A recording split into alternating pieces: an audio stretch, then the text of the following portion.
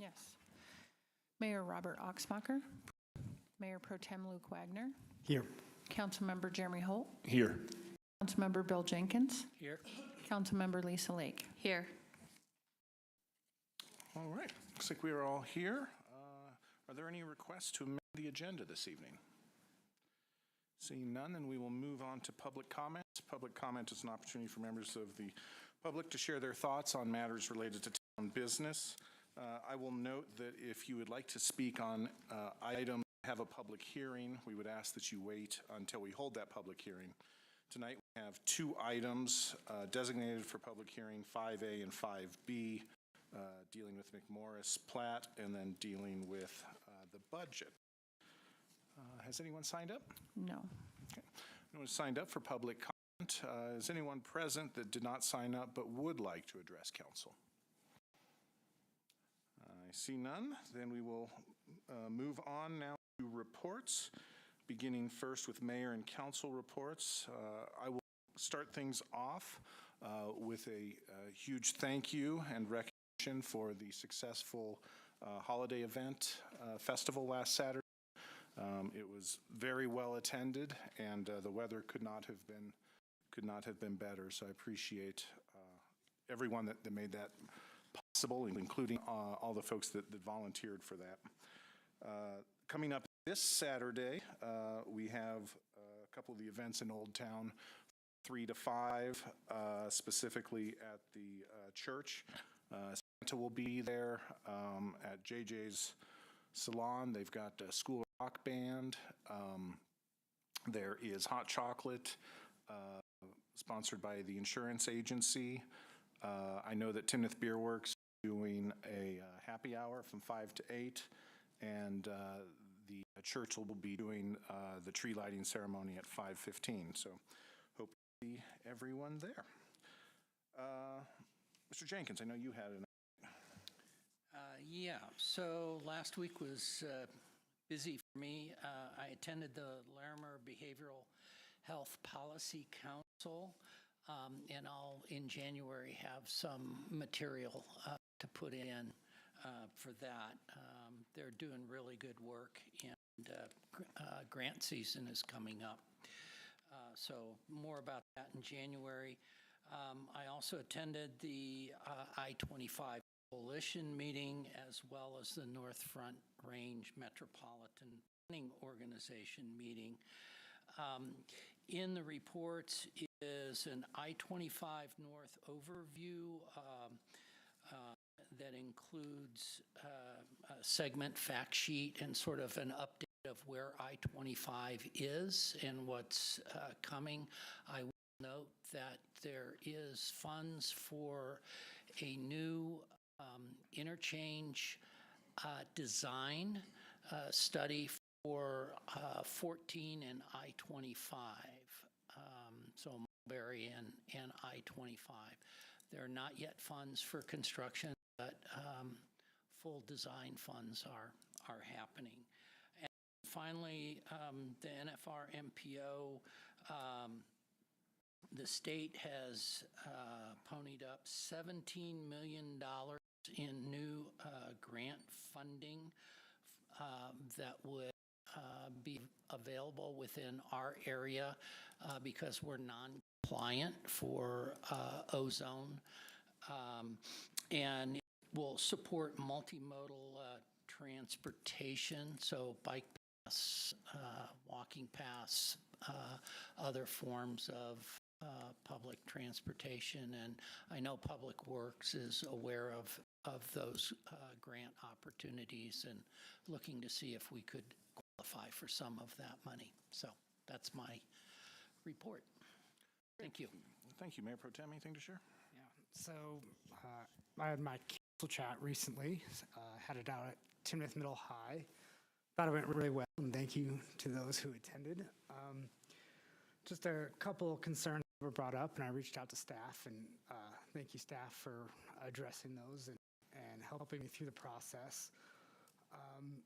So one of the concerns was definitely talking about trash. So went through those concerns about developers as they're building and how trash can into into developments, especially when it's windy. So staff kind of helped me through that process and how to keep an eye out for that. The other things that we kind of talked about in the council chat was how we use our budgets and what we approve for 2025.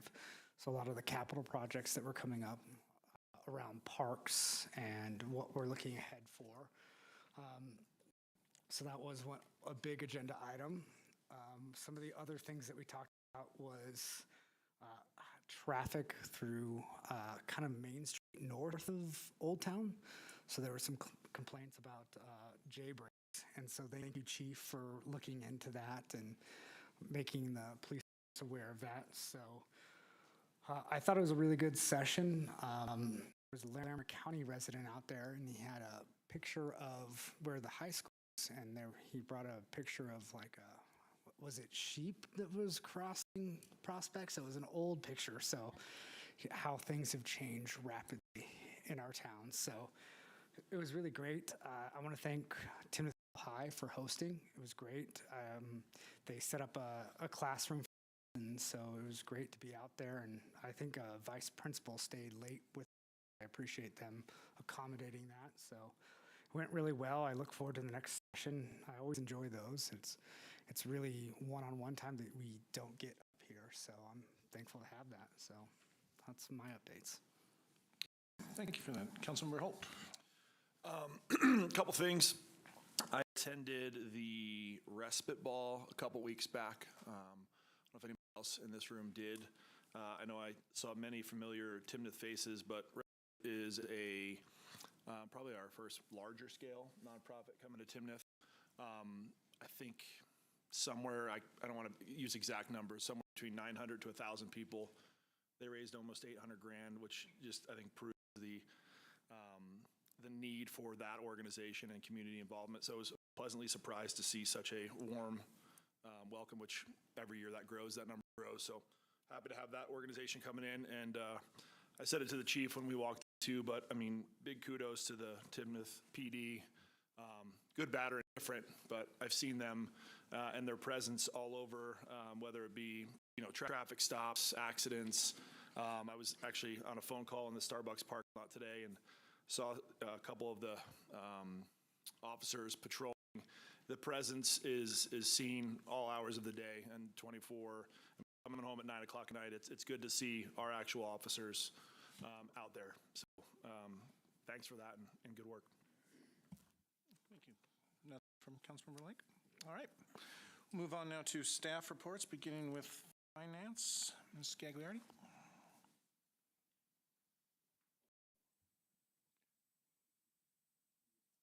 And then I turned it off.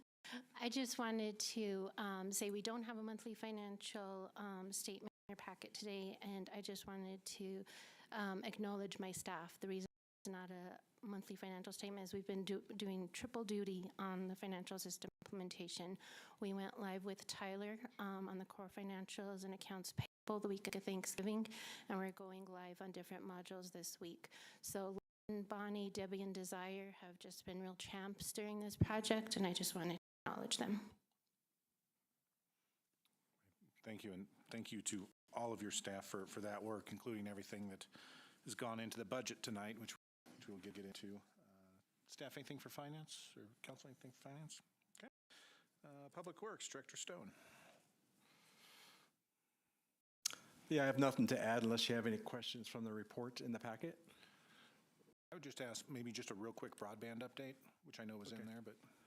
Yeah, so we did get the hut delivered over. If you've been over to Goodman, they're working diligently inside of with all the equipment and stuff. And also there should be for the sites, would be south of Harmony, south of that site would be, should be getting notices, people should be getting in the either email or flyers or door hangers. So looking at starting up some of those sites to be online, probably more likely in the beginning of next year sometime. And we'll progress from there at different sites and go through the whole town. So I have a couple big orange pipes sticking up in my front yard. So the first actual connections will occur in the first quarter, is that correct? Correct. Awesome. Thank you. Okay, thank you, Director Stone. That is very exciting news. Anything else for Public Works? Community Development, Director Robinson. Thank you, Mayor. I do have an update. Do want to give you an update on the status of a state law that was just recently passed.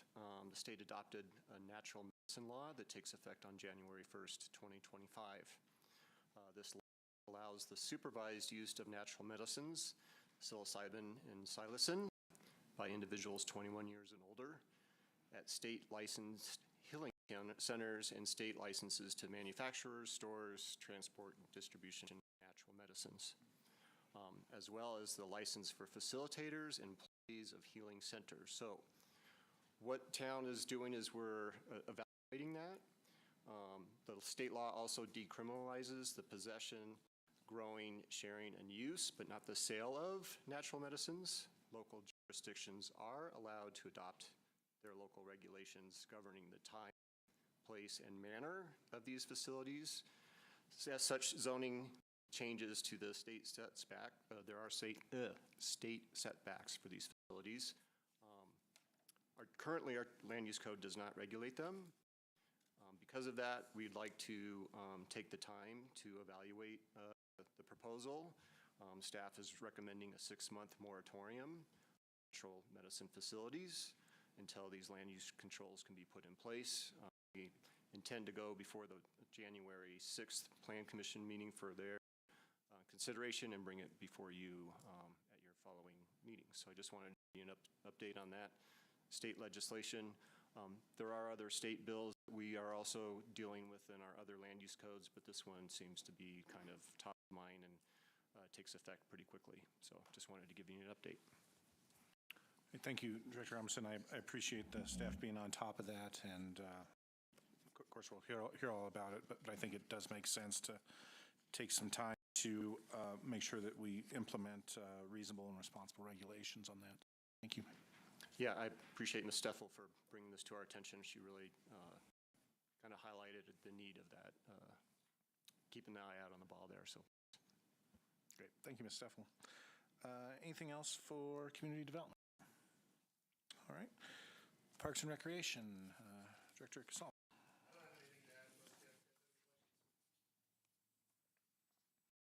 I don't have any questions. I did notice that we have 2 new employees starting first of the year, and I am very pleased to see they're coming on board the team, and they've done great work for us for many years, and so it's an excellent hire. So yes, Callie and Corday both accepted their conditional job offers to join the team as full-time staff members and special events, the Parks and Rec umbrella. Fantastic. Anything else for Parks and Rec? Okay. Police, Chief Jones. I'll answer any questions if you have it on the packet, but I would like to note that we're going to have an event Saturday at Walmart. We'll be there again for a positive issue, and that's Shop with a Cop. We have 3 families identified and 9 kids, so it's a well worth effort. Regarding the natural medicine, most of the chiefs that I communicate with, they have indicated that their towns or cities, they're pushing off for a moratorium, so 6 months or a year, just for advice.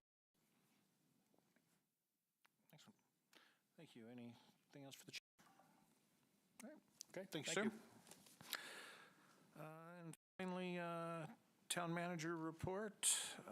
Town Manager Adams with a strategic plan update. Yeah, thank you, Mr. Mayor, members of the council. In light of the agenda, I won't go into too great of detail, but I will touch on just a few points with the strategic plan update. It's a little bit of a different look. It's reflective of the updated input from this current council, while it builds from the strategic plan of the previous council, and you will see familiar elements. There's some changes to it, including its formatting, which I think is an upgrade as well as an update to make it a little easier to read and to navigate. It breaks things down into 5 primary areas, which are high-performing government, infrastructure, healthy community and safety, fiscal responsibility, and responsible community growth. So I thought I'd touch on just a couple of items from there.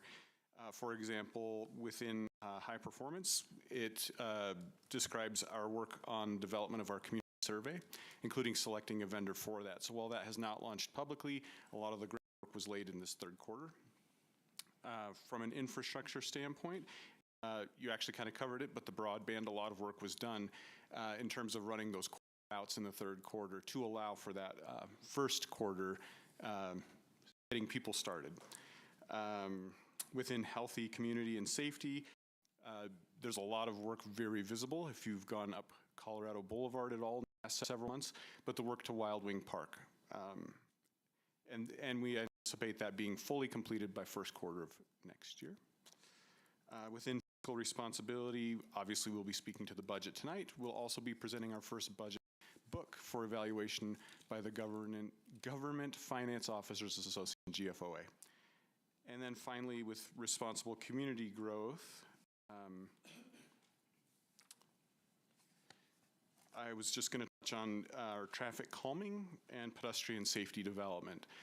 We had a session during the third quarter about that. And again, while those have not been formally ratified by you as a council and adopted, those are in work. And we did have that first work session where we received some valuable input and were able to provide some updates to the council and to the public. And so that continues to be in progress. So with that, I'm happy to take any questions if there are any. Council, any questions? I've got a question, Mayor. I was just looking at this, Aaron, and it looks like we're going to work on the comprehensive plan, and you guys conducted 3 interviews. Do you guys have any updates since 11/25? We do. So that dabbles in fourth quarter, but we can certainly talk. And Scott, feel free to jump in, but we do have we're talking comp plan, 3 interviews. Do you want to, I'll let Scott.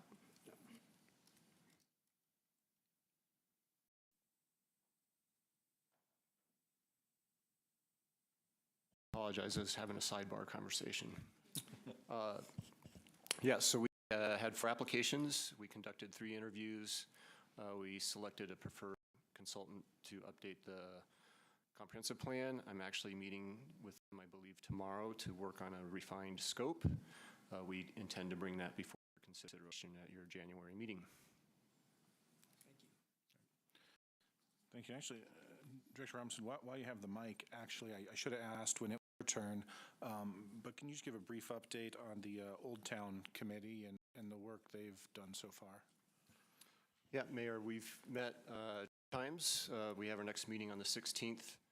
The first meeting was just generally a meet and greet meeting, understanding the resolution, what the mission that they were held to. The second meeting really focused a lot of discussion on defining the study area. So we've narrowed that down. Staff is preparing a map to kind of better characterize the area that we're looking at. The next meeting, we're starting to get into the Main Street program through the Department of Local Government, looking at recommendations of if that was a direction the town would like to go in, what would that organization look like? There's several models that DOLA lists as part of that. So that's the current status of the meetings and where we're at. Great. For that update, and thank you to the council members, staff members, planning commission member, and community members that are assisting with that effort. Manager Adams, anything else from your perspective? No, Mr. Mayor. Okay. Council? All right, we will then move on to our public hearings for the evening. We have 2 items of public hearings scheduled today. As per usual, once the item's introduced, we will hear a presentation from staff, followed by a presentation by the applicant. After that, I will open the floor for public comment for anyone who wishes to speak on the item. After public comment, staff council can ask staff and the applicant questions. At that time, we would consider a motion, and once the motion's on the floor, council would discuss the matter. So with that, we will begin with item 5A, resolution number 75, series 2024. approving the McMorris final plat public hearing. Mr. Kemper. Thank you, Mayor and council members. As you mentioned, this is a final proposal for property known as the McMorris subdivision. The applicant is JR Engineering, represented by Ken Merritt, and the properties that make up this subdivision are actually owned by 4 separate entities, and we'll get into that briefly as we talk about the development, but they are represented today by Mark Tingey and Alex Schumann. So in accordance with the town's table of hearing procedures and process for notice requirements, a subdivision review requires both a public hearing with Planning Commission and Town Council. This item went to Planning Commission at last week's regularly scheduled meeting where they approved at a 5-0 unanimous vote. In addition, this site was properly noticed per our land use code, so they were physically posted on the property. Letters were sent to those within 500 feet, and the hearing notice was published within Coloradan. And I'd also like to note, while we have this table up, that per our requirements within the subdivisions, that a neighborhood meeting is not required for a final plat, just the sketch plan and preliminary plat. So just a glance at where we're at within the town's development review process. This is the final plat, which is the 3rd stage within the major subdivision, creating these lots within this development. I'd like to note that following an approval of this plat, the development then could move forward and have conversations with the town to begin the construction of those public improvements and then subsequent building permits. So that's where we're at within that process. Just to catch everyone up on where on the history of the property. So some of you may recall there was a Harmony subdivision amendment to the 3rd filing that actually created an outlot in a separate lot that would also be included, essentially detached from Harmony Club and included within its property. So that was part of the ownership there. It is also made with the old Timnath Estates, where there's an existing cul-de-sac off Busgrove that was previously platted within the town, and then the McMorris Estate. So those are the 4 separate properties, essentially 7 properties that make up McMorris. So that amendment to create that lot was approved in August of 23. With that, a sketch plan was approved for McMorris also in August of 2023, which allowed for a maximum density of 28 dwelling units within this development. A preliminary plat and then plan development overlay, which modified or were amendments to the standards within the estate residential zoning district, then came in January 2024, setting us up to where we're at now within the final plat stage. So this essentially is a final plat proposal proposing 24 single-family detached lots on a property that makes up 46.7 acres and is comprised, as I mentioned, of 7 separate properties. This makes a gross density of 0.51, which is in compliance with the estate residential allowance, which is 1 dwelling unit per acre. One thing I would like to have everyone note as we review this process, that this criteria, in addition to the town's technical documents, is also a review of Section 2, 9, 10, 11D, the final plat review criteria. These 3 items are what will be reviewed against this item to ensure that it is in compliance with that section. So subject property is located south of Busgrove Road, immediately adjacent to Harmony subdivision at its east, and the Timnath Lake subdivision to the south and west, and a county property immediately adjacent to the west. As I mentioned, this is an estate residential zoning district. There is a PD overlay associated with this.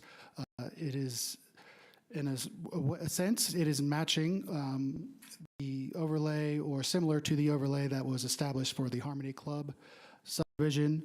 It is also adjacent to a R2 zoning district with a PD overlay to the south and east. The future land use for this property within the town's comprehensive plan is low-density residential, which allows for and complies with the estate residential zoning district.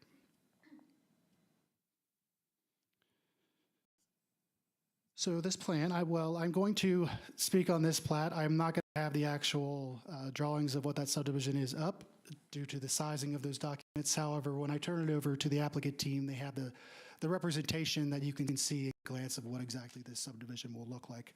So I do apologize that I will be speaking on what this is without it being on the screen. However, this plan is proposing a loop street network with 2 access points from Busk Grove Road in the existing cul-de-sac acre circle that was to serve the old Timnath Estates, and a new access drive roughly 1,000 feet east of that access point. This plan exceeds the town's open space requirements by providing approximately 22 acres or 47% of the site as functional open space. This would include a pocket park that features several amenities, including a play structure, pergola, benches, and grills, which would offer residents the recreational area not only for this development, but the adjacent properties as well. Additionally, the design incorporates a regional trail or local trail connection that enhances connectivity to the reservoir from it connects to Harmony Road and what the T-Rock Trail is currently to the park. This trail will tie into the trail at the southeast portion of this site, meander along the southern and western property until connecting to a sidewalk along Busk Grove. The subdivision will maintain this pedestrian crossing that is existing now where the reservoir entrance is currently, and then a future connection will be also provided further to the west, connecting to this trail network. As I mentioned before, the proposed density of this is 0.51 dwelling units per acre, complying with that estate residential. The lot sizes within this development range from roughly 20,000 square feet to a maximum of 172,000 square feet, averaging 36,635 square feet in compliance with the estate residential. This plat complies with the approved preliminary plat and the reduction of the number of lots from 27 to 24 being the only significant modification from that preliminary plat that was approved. And so back to the items that were in review for this item, a final plat. Staff feels that all 3 items are compliant, and therefore staff is recommending approval of the final plat. With that, I will turn it over to Ken Merritt to give you a better understanding of how this will look. I'm missing the mouse.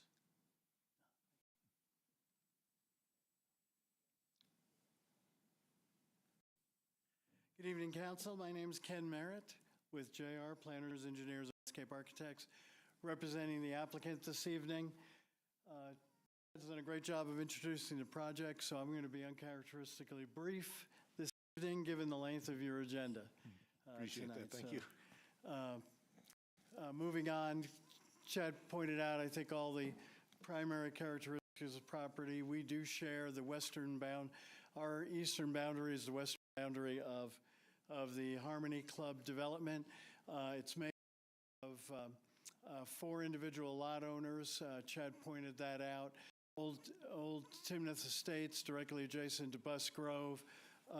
Just south of that is the Lake Canal, which is owned by, that tract of land is owned by the T-Rock, Timnath Reservoir Outlet Canal Company. The McMorris property shown in blue.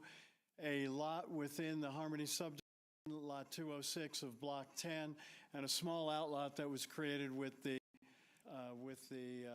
minor subdivision of Outlot B, Tract B within the Harmony development. As Chad pointed out, seen this project on several different occasions, at least many of you have, for sketch plan, preliminary plat, PD overlay, as well as happy to say that all of those were unanimously approved. So I want to just quickly just point out some of the aspects of the project which you might recall. The actual site accesses off of Busk Grove at the existing cul-de-sac, which exists to the west of the property.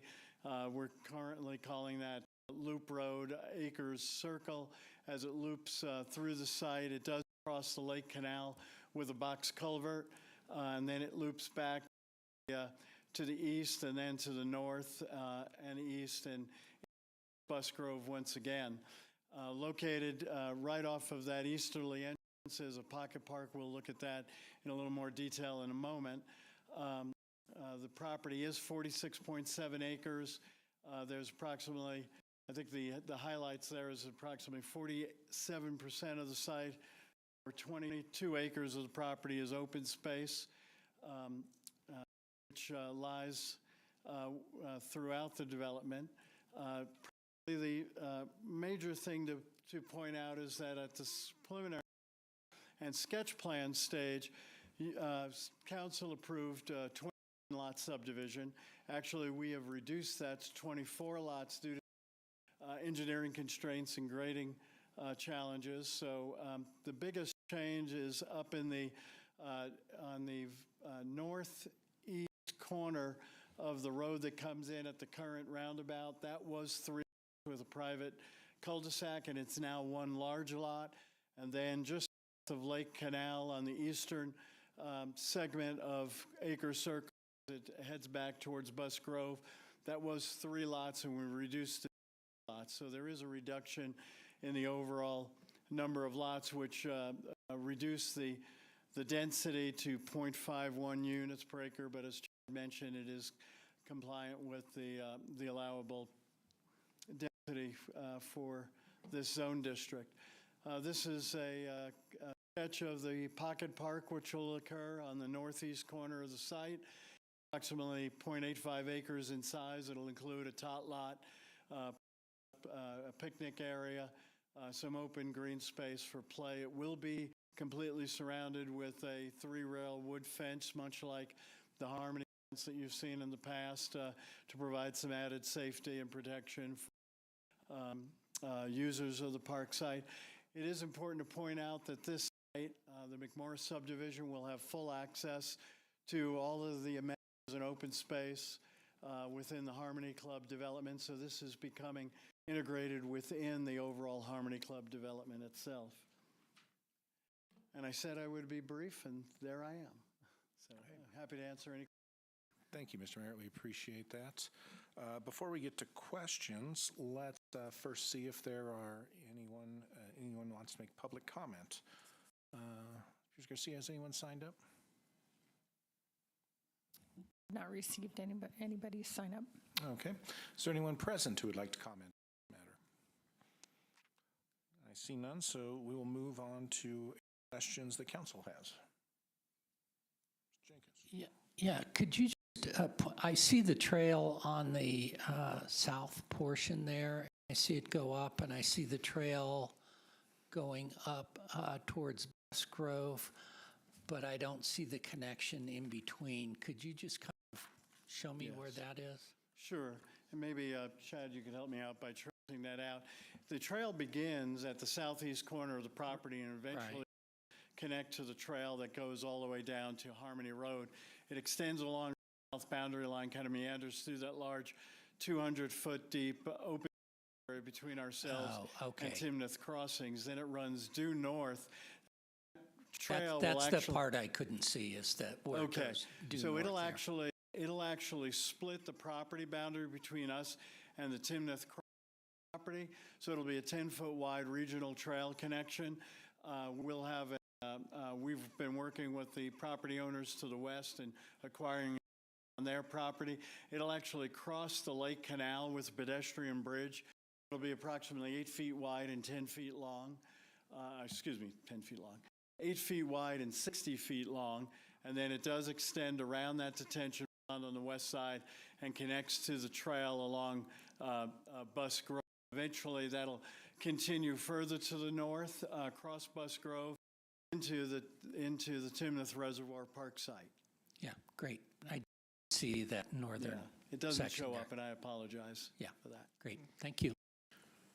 Mayor Pro Tem? If this is part of Harmony, is it just pure utilization, or will there be some connectivity? I mean, obviously it's a golf cart community. Will there be connectivity from this portion of it to Harmony via golf cart, since you're not allowed to, I mean, I don't know if Busgrove's a golf cart friendly road.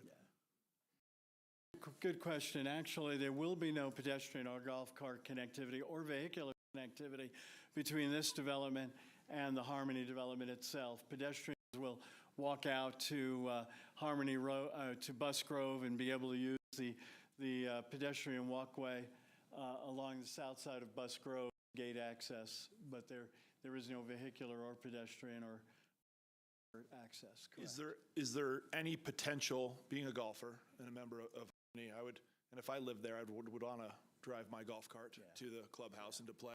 Is there any potential for that? My only concern is you're going to get residents that, you know, want to make sure that Chiefs people aren't watching and zip up Busgrove on the golf cart and, you know, and dip into the neighborhood. So, No, lack of connectivity is actually very intentional. Sure. Because the Harmony golf course is directly adjacent to our eastern boundary, we want to bring people in from the development and put them onto the golf path, and pedestrians that might walk on that golf path, and the danger with balls and the like. So that disconnection is actually intentional. Now, we are bordered along our very eastern boundary, along that first northeasterly stretch. The Lake Canal is there. We're preserving those trees. Excuse me. The Aiken Lateral Canal is on our eastern border, and that separates us and provides some from the golf course itself, and then it cuts through our development just south of the existing McMorris Estates. There is no direct connection.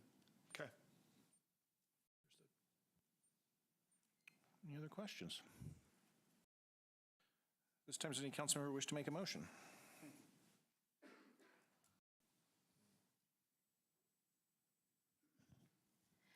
Sorry, I'm looking for the wording.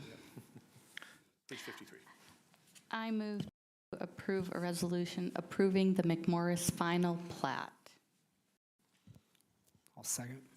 It's been moved and seconded. Council discussion on this item. Just there, I mean, I think it's going to be, knowing that area, knowing what Harmony looks like now, I think it's going to be a beautiful addition. I mean, the lot sizes look great. Imagine the homes that are going to be put in there, but excited to see it. I'm fine with it.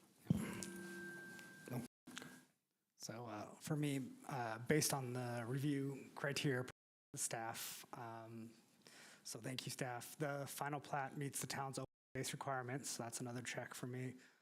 The density zoning, as mentioned in our packets, I will be voting to approve this final plat. Thank you, and I concur for those reasons.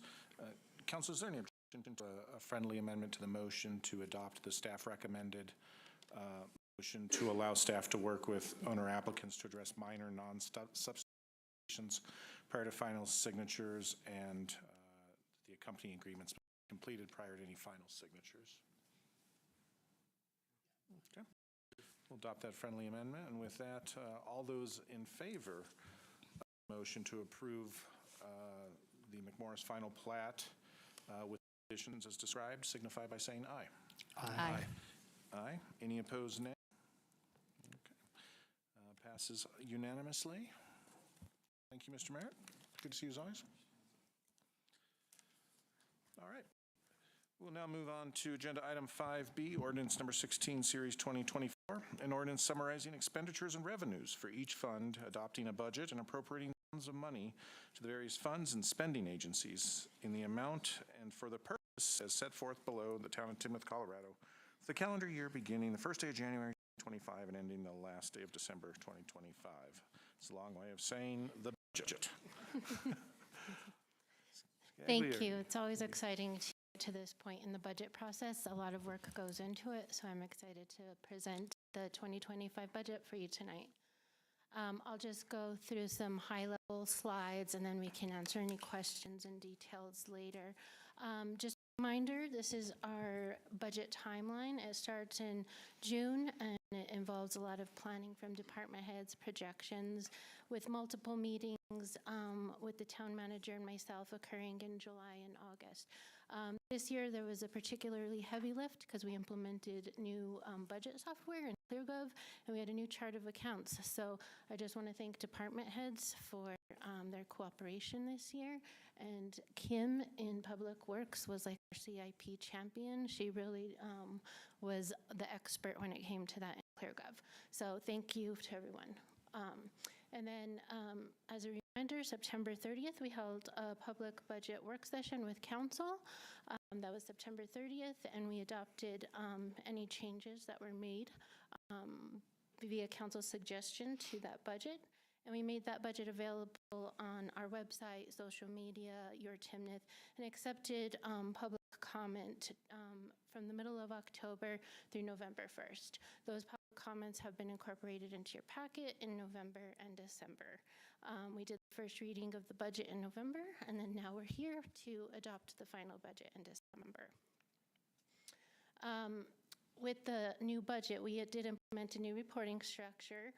The goals of the reporting structure were simplification, consistency, and transparency. So you'll see new funds in this budget: debt service, parks and recreation, capital projects, and capital expansion fees. Those are more consistent with other local government reporting, and I think it segregates the appropriate funds. In addition, we implement new departments. Previously, there was a lot of activity under general government, and now those are broken out into unique departments: administration, legal, finance, human resources, IT, town clerk, facilities, and events. So now you'll be able to really break down the costs for each of those activities. And then on the parks and recreation side, we're breaking those out into 3 separate departments: parks, admin, recreation, and the reservoir. Some budget highlights. As far as revenue, sales tax remains our largest source of revenue at 36% of our total revenue. Current trends are that brick and mortar are kind of slowing in growth, and then online retail home delivery is really growing. So that offsets some of that, some of the flattening on the brick and mortar. The forecast does not assume any new retail businesses. As those businesses come online, then we'll project that revenue at that time. Property tax, mill levy is 6.688, and we project 1.7 million of that will be collected between the town and the TDA. Another large portion of our revenue is building revenue. We get building permit revenue, use tax, impact fees, and associated administrative fees from building permits. The assumptions are that we will have 178 single family, 78 multifamily, and 34,000 square feet of commercial construction. Investment earnings are projected at a small rate of return as interest rates decline, and we utilize some of those reserve balances on capital projects. And then for 2025, we assume recognition of a $220,000 federal grant to support the development of a safety action plan policy. On the expenditure side, the town continues to complete a lot of master planning and studies, so you'll see that as a trend throughout the budget. We have the comprehensive plan update. We'll finish up the Parks and Rec open space master plan, recreation center feasibility study, amongst other plans. Events has a similar plan to 2024, and after the work session, we did do a reduction in fireworks and added an additional cleanup day. Parks maintenance increases with the expansion of Wild Wing Park, and recreation programming is expanding as well to provide year-round youth sports and programming. Economic development is funded at the $100,000 for incentives for the small business, and then $50,000 in consulting to support specific goals or projects as those come up. You'll see contracted services go down in specific areas as we increase FTE count. And just to summarize the new FTEs, due to town growth, we have an addition of a police detective, police officer, payroll HR technician, seasonal public works maintenance worker, and an irrigation specialist. And then in regards to increased recreation programming, we're adding a Parks and Rec coordinator and a seasonal recreation staff. The positions that are being replaced by contractors. Our full-time staff are being replaced from contract. Our events manager, events coordinator, senior engineer, and IT technician. The capital improvement plan meets strategic goals, legal obligations, and it utilizes master plans as its guiding documents as we develop that plan. It includes replacement of existing assets in addition to new requests, and the 2025 capital budget is $22 million. And that's funded through restricted and unrestricted funds. When we're looking at the budget, we have a couple of financial indicators that indicate financial strength of the organization when we're adopting our budget. We have a structurally balanced budget for 2025 and in our projections for 26 through 2029. What that means is that our available revenue does not exceed our expenditures, and our recurring revenue meets our recurring expenditures. The town is projected to achieve the working capital policy of maintaining a 25% minimum of operating expenditures for the next 5 years. And just a caveat, when we're looking into the future, if we want to increase any substantial capital costs or move anything from future years into the 5 years, we'll probably have to look at additional revenue sources or debt financing.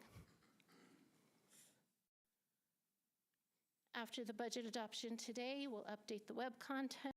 I'll work with Slate to update the budget brief and the budget book with graphics and post it all on the website. We'll submit the budget to the state by January 31st, and then we'll submit it to GFOA for consideration for their award. Very good. Thank you, Ms. Gagliardi. Before we get to council questions, this is an opportunity for a public hearing. Pierce Garcia, has anyone signed up to provide comment? No. Okay. Is there anyone present who would like to comment on the budget? I see no one. I will reiterate, as already mentioned, that we did receive written comment from 3 individuals, Wade Fickler, Dustin Pizer, and Dennis Strakota. I know that council has considered that, and I also know that staff members had the opportunity to meet with both Mr. Pizer and Mr. Dakota on some of their specifics there. So I appreciate the thoughtful comments that were provided there, and the staff's willingness to meet with folks and discuss their concerns. Council, questions on the budget? Councilmember Holt. Can you go one page? Just so I have a better understanding of this, knowing obviously visions and goals, things that are coming down the pipeline, where it says for future, if capital costs increase, these are capital costs that aren't already planned? Our 5-year plan, we will maintain the 25% working capital, which is fine, but if we want to move anything up that is substantial, we probably would have to look at Or financing. anything new, Yes, right? exactly. Okay. All right, perfect. Thank you. Councilmember Lake, any questions? None at this time. Councilmember Jenkins? No, I had questions prior, but they were all answered by staff. I appreciate that. Thank you. Mayor Pro Tem. Are we gonna, sorry, just a point of clarification, are we going to talk summary of changes? Is that, or what's our proceeding for this? Yeah, and I do know of at least one potential item that council may want to discuss adjusting.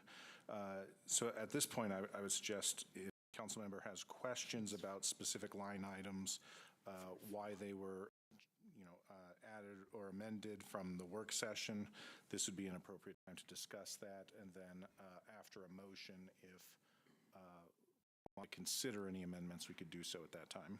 Okay, thank you. I guess I don't have any questions. No, I think I'm good. I've asked questions at the work session as well as emailed Lisa, so I think I'm good as far as my questions go, so thank you.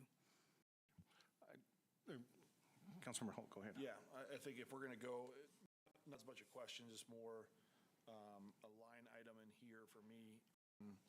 Some of the changes specific to the marketing and the amount that was put in there for the Chamber of Commerce Neighbors Magazine partnership. Can we just get a little bit maybe more details on that? Sure.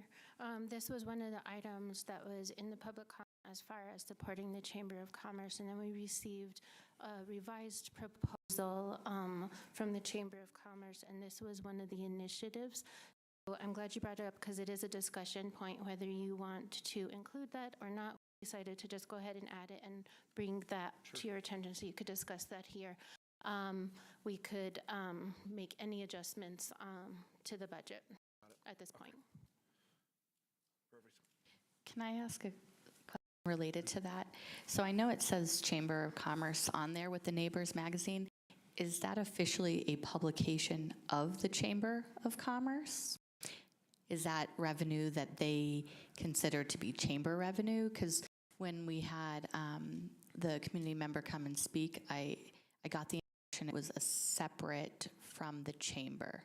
Do you happen to know? It's my understanding that the Chamber of Commerce purchased the magazine, so the ownership is under the Chamber of Commerce. Is that correct? That's how it's been presented to us. Okay, thank you. Mayor Pro Tem. No. So,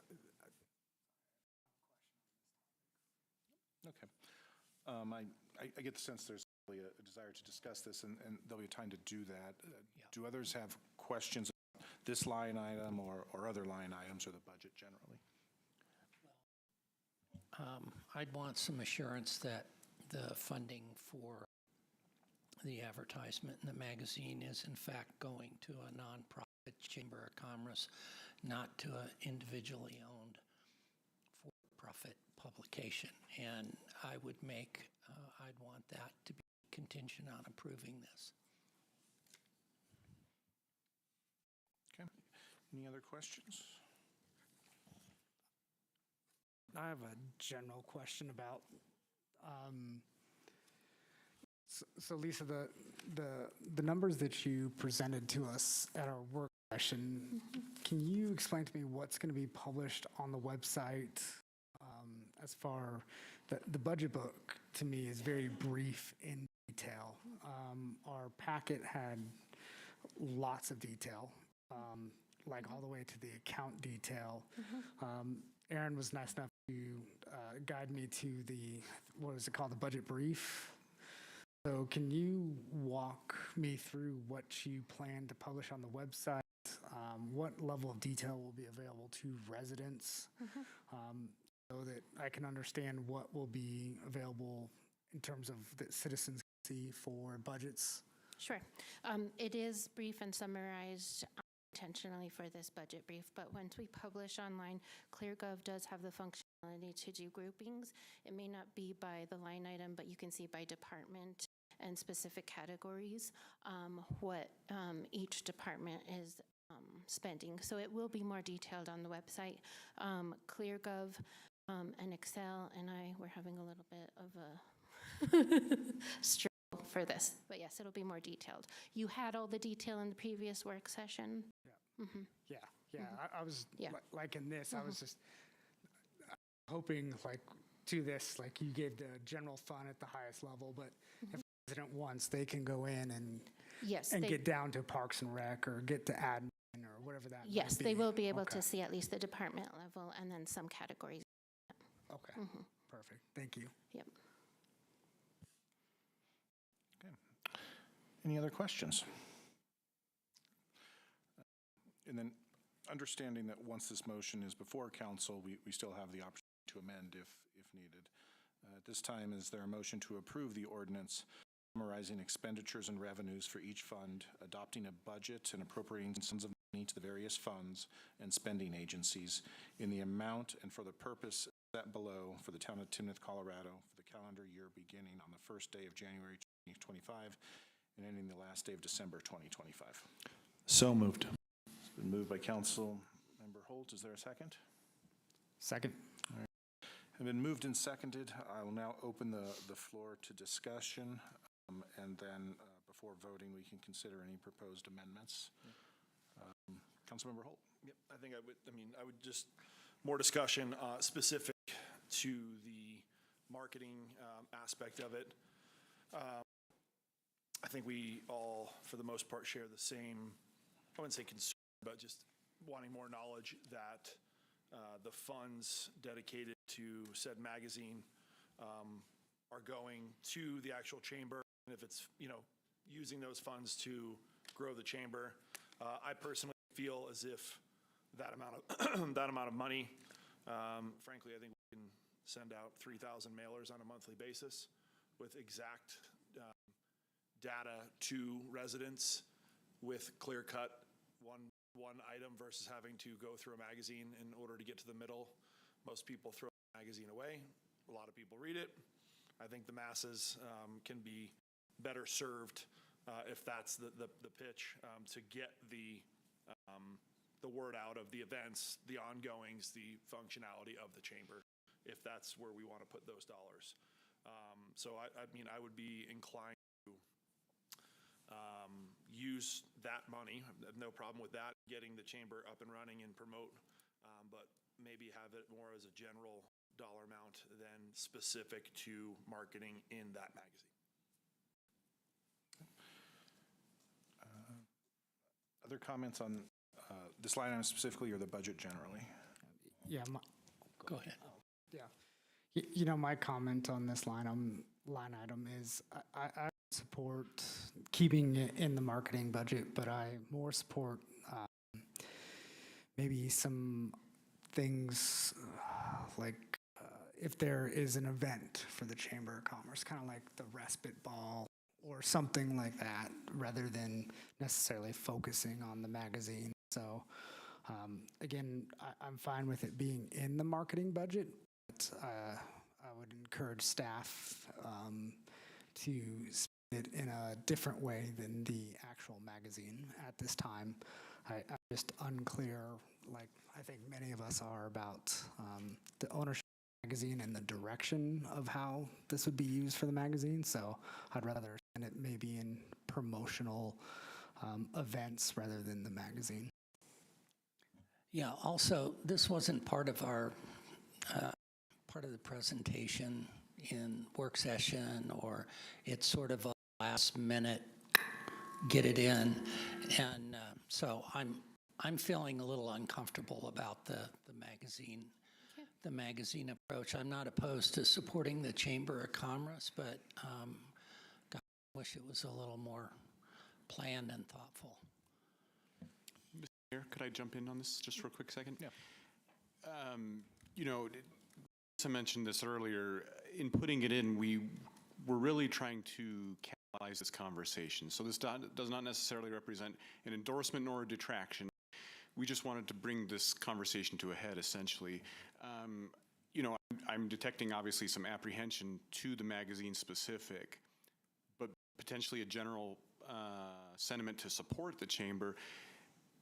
So the way the funds would be intended is not necessarily for the council, nor I think the staff, to micromanage the amount. I think the idea is to maybe give it a kickstart.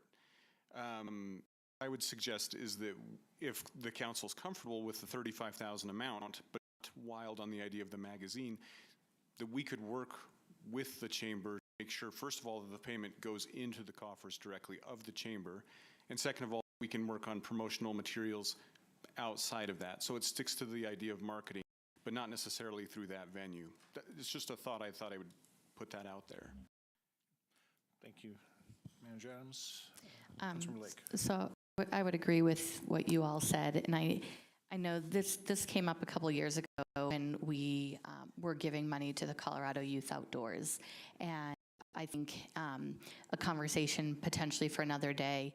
I know when we have the fall festival, there are tips and things that also go to a nonprofit, and I think it would be important at some point for us as a council to decide where we think some of those priorities should be. And if money is going, there are a lot of good causes out there. There's a lot of good nonprofits, and maybe there's a way for nonprofits to either apply or us of decide where we think some of those funds should be. And I'm mentioning that now only because I know chambers often act as nonprofits, typically 501, I think it's like C6s or something like that. So just a conversation for us to have at some later point of why, how do they go? And part of this is personal to me only because I do work for a nonprofit. So obviously I'm familiar with that world and the competition that's out there for funding. I know, Jeremy, you just went to a fundraiser for a very good nonprofit. So just something for us to think about. But I agree with what everyone has said about maybe putting that into marketing and looking into that a little bit further. When I looked on the website for Timnath Neighbors, it goes to some media company. I don't know how that's tied to it. It doesn't mention chamber on the site that I saw. Oh, go ahead, Jeremy. I would just say, I wouldn't say that your comments are taking me back from approving it, but I would want more of a business proposal. If we're just going to say this 35 grand is going to the chamber, I would want there to be a clear-cut business proposal as to what are we going to do with it. I mean, a kickstart's great. Anytime that I've ever taken part of a capital campaign, or I like coming in at the end and finishing it and not my money sitting there because it's the town's money. So, but I'm a huge supporter. I mean, 30 grand, I know we already allocated, a similar dollar amount towards, economic development. My thought in this whole process is the chamber is another form of potential economic development, awareness, coalition to, bring to forefront. That's where I would want those dollars to go. So I would be inclined to approve that or set it aside, but I would want council to approve or staff, however you see fit, with an actual business proposal as to what that money would go to make sure that it's actually moving Timnath and its businesses forward and having new business here. Yeah. Also, we're spending a lot of energy on the Old Town Committee for the express purpose of improving businesses in Old Town. And it's not clear to me how this $35,000 going to a magazine is going to impact that. And it just, I don't know. Like I said, I'm not big on doing the magazine. I wouldn't mind setting aside the $35,000 and then figuring out how it is spent through appropriate specific proposals. And some of that might be to the chamber, and some of it might be other recommendations that come out of the Old Town Steering Committee. So that's kind of where I'm at on it. Mayor Pro Tem? No, go ahead, Mayor. Yeah. First of all, let me say that I am excited that we have a chamber. I would like to support the chamber. I would like to support their work. I think that we have mutually shared goals in that we want to see Timnath be an economically vibrant community with well-supported businesses. And so I think our goals are aligned there. So I would like to be supportive of this effort. My personal feeling is that it would be nice to leave some flexibility, that maybe we allocate this money, but essentially add it to the existing economic development money, understanding that we'd have some flexibility with how it would be spent. But certainly one very attractive option is to collaborate with the chamber. So that would be my thought. I like that proposal a lot. That was going to be my question as well, so I'm in agreement with that. Would anyone perhaps just like to offer a friendly amendment that $35,000 be redesignated as general economic development as opposed to specific marketing for the chamber? I move to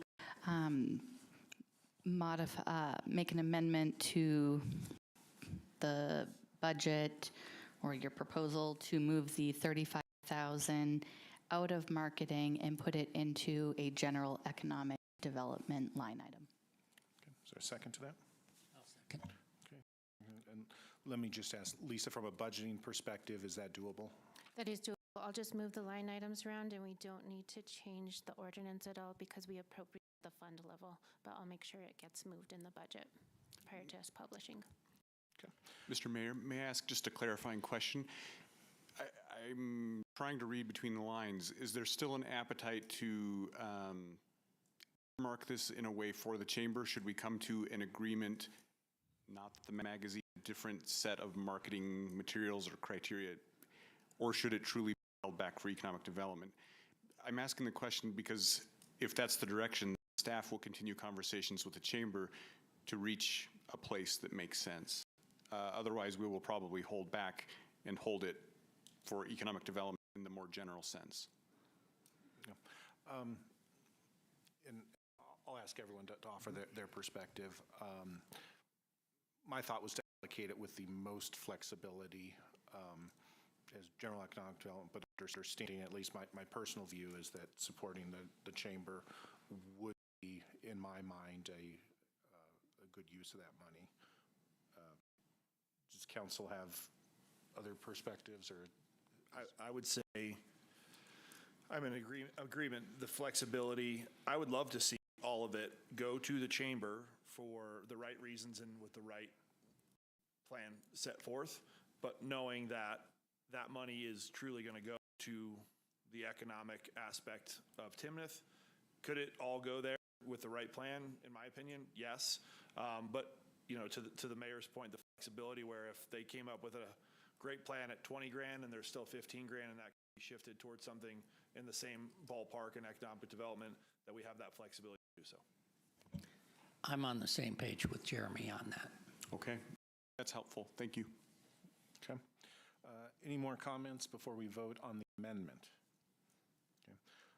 Then all those in favor of designating the $35,000 as general economic development, signify by saying aye. Aye. Any opposed? Okay. Then that amendment carries. I would ask Ms. Gagliardi to reflect that in the budget. And then we still have before us the issue of whether to approve the budget generally. I would ask if council has any comments specifically on the budget. I do have one comment. So I want to thank staff. I want to thank council for the hard work. This isn't an easy process. I know we spent a lot of time talking about it, and getting here was a lot of work. And you know, we've got a lot of big projects coming up, and projects reflect the growth of Timnath, and it reflects the vision of our town. And I'm really happy that we are investing back in town and we're using the tax dollars appropriately. I spent a lot of time last night thinking about this budget, and you know, looking ahead and what we're spending this on is where I think that it'll show, maybe not in just 25, but we will see those in the next 5 to 10 years. Huge projects that will benefit the residents, so I will be supporting this budget. Thank you, Mayor Pro Tem. Other comments?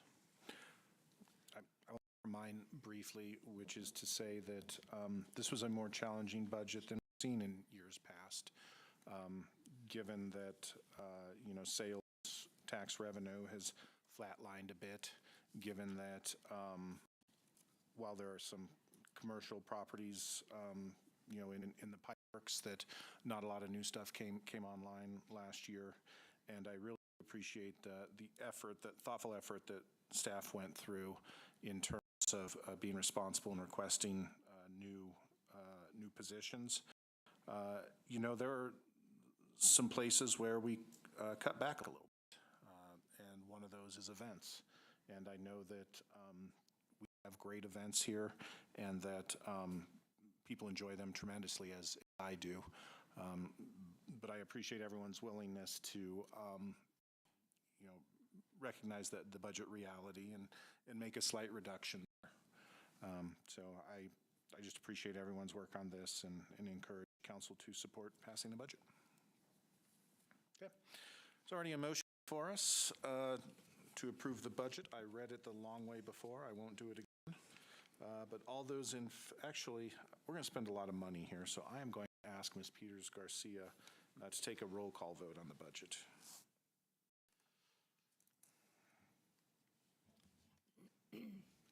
Councilmember Lisa Lake, Yes. Councilmember Bill Jenkins, Yes. Councilmember Jeremy Holt, Yes. Mayor Pro Tem Luke Wagner, Yes. Mayor Robert Oxmacher. Yes. All right. We have a town next year. Good job. Yeah. All right. Let us move on now to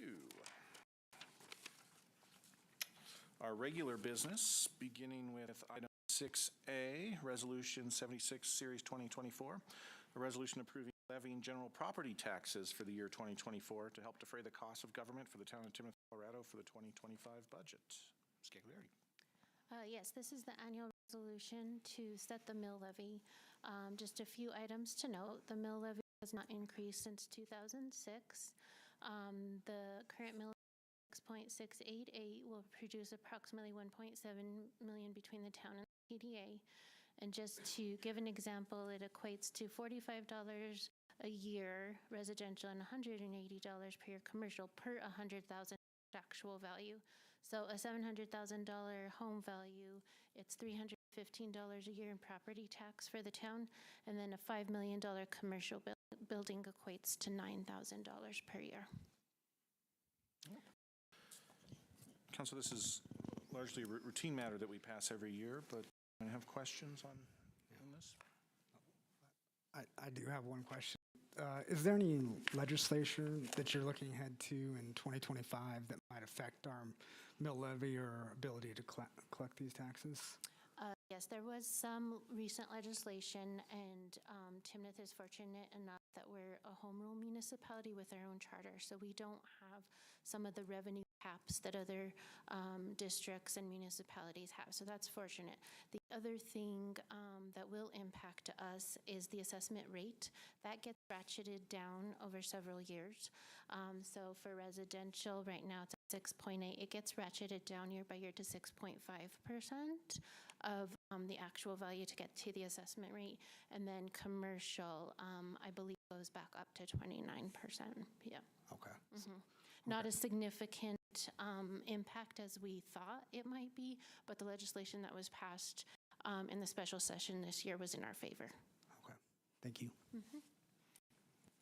Other questions? This time, is there a motion to approve the resolution approving levying general property taxes for the year 2024 to help defray the costs of government for the town of Timnath, Colorado for the 2025 budget? I move to approve the resolution. Is there a second? Second. Okay. Discussion, Mayor Pro Tem? Anything else? All right. All those in favor of approving the resolution levying the general property tax signify by saying aye. Aye. Any opposed, nay?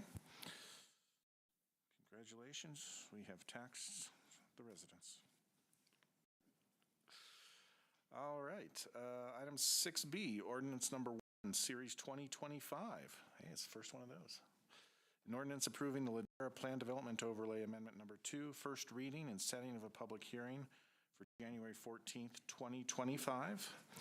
And this is one of those first readings that we used to do on consent agenda, but I would ask Mr. Kemper just give us a brief overview of why this is on the agenda. Thank you, Mayor and council members. First, I'd just like to clarify and point out an error included in your packet. Within the staff report, it clearly identifies this application as a rezoning application, which is a bit disingenuous and incorrect. This is actually a planned development district. While this overlay does accompany and acts within as an overlay for that underlying zoning district, it is not a rezoning. So I do sincerely apologize for any confusion or misunderstanding within the staff report. As you mentioned, this is 2 readings for an ordinance, so I will have that revised within that second staff report that will be going forward for the Tuesday, January 14th Town Council meeting. Just a brief history.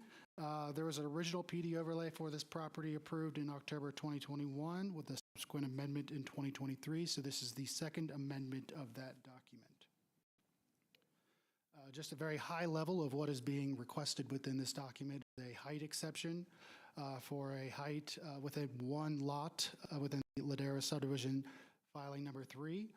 In addition, the allowance for metal building materials within the Ladera second filing subdivision. The properties that we will be discussing further are known as the Ladera second subdivision, which is represented here in the subject property west of County Road 5 and south of Harmony with abutting Weitzel Street.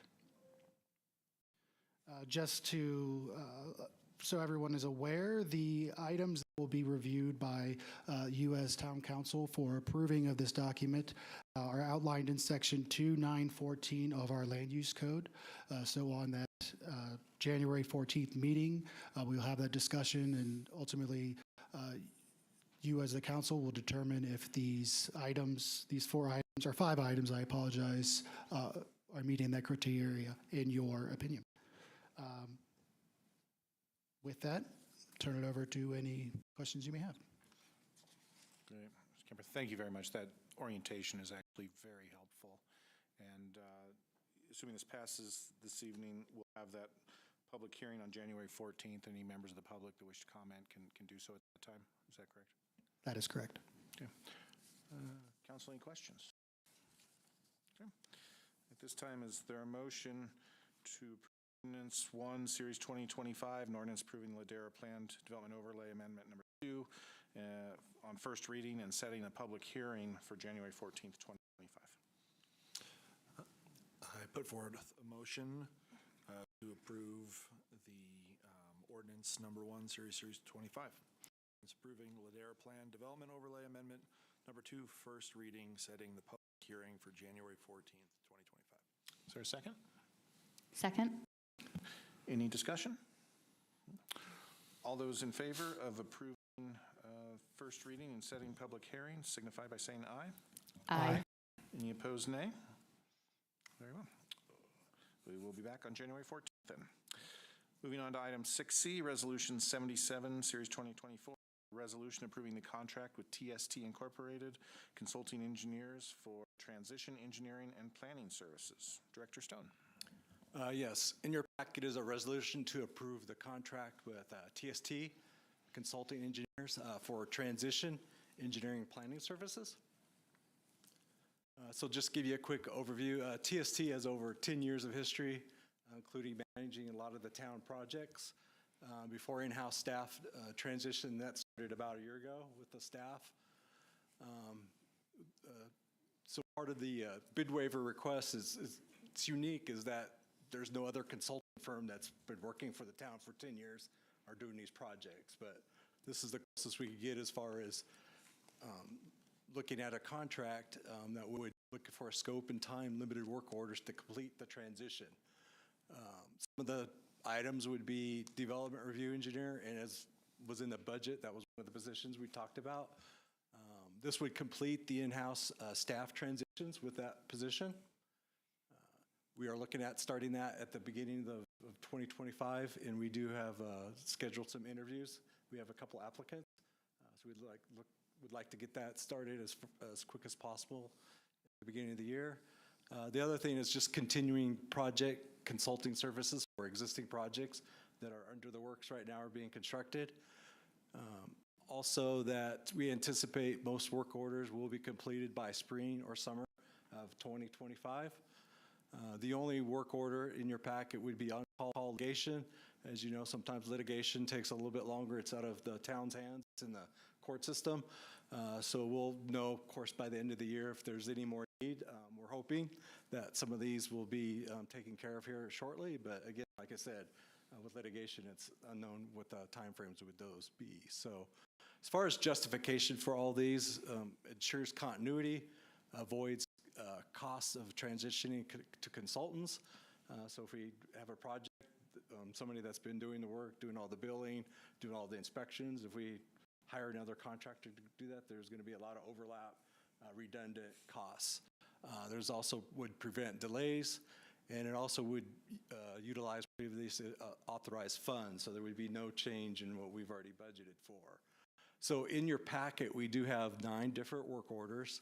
If you have any questions, I do have slides if you have any questions on one of those, but we could go through those, or if you have any questions, we could just cover it that way. So it's up to council if you want me to go through all 9 work orders, or if you just have questions from those in the packet. I'd be okay just seeing if council members have questions on specific line items or specific projects. Does that work?